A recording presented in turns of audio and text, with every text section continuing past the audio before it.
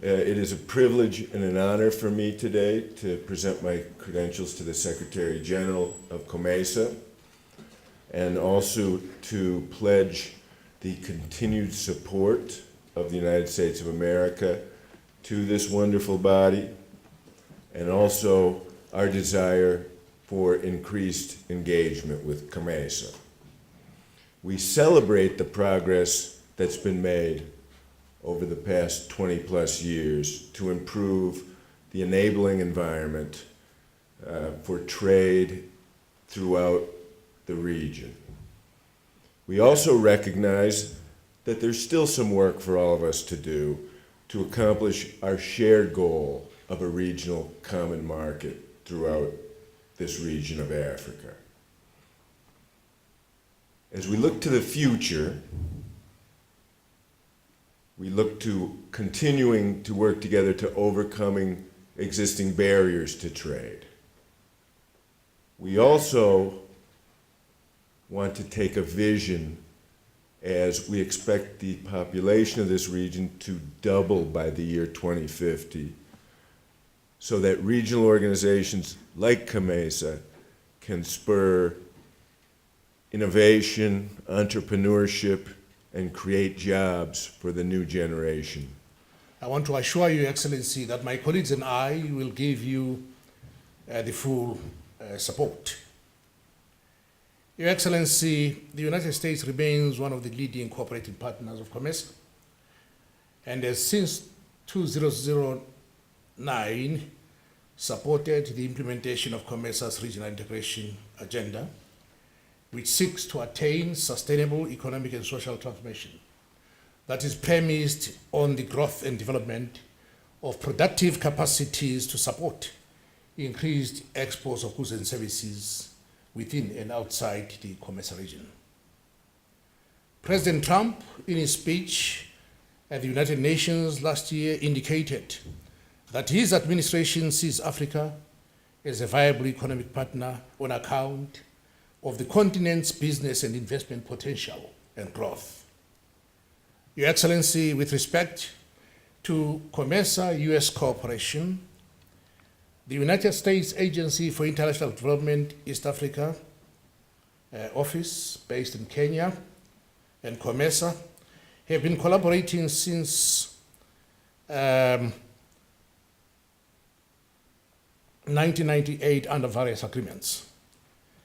Through these agreements, USAID has partnered with COMESA to assist in the achievement of important COMESA goals and objectives.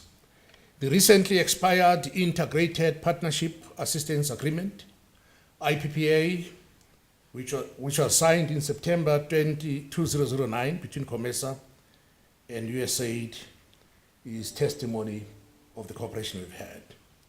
Your Excellency, from 2009 to 2017, your government disbursed through the Integrated Partnership Assistance Agreement, United States dollars 111 million, of which 22 million, that is 19.8%, was direct funding to COMESA, whilst 68 million, or 60.8% of that funding, it went to the complementary programs managed by the USAID office in East Africa.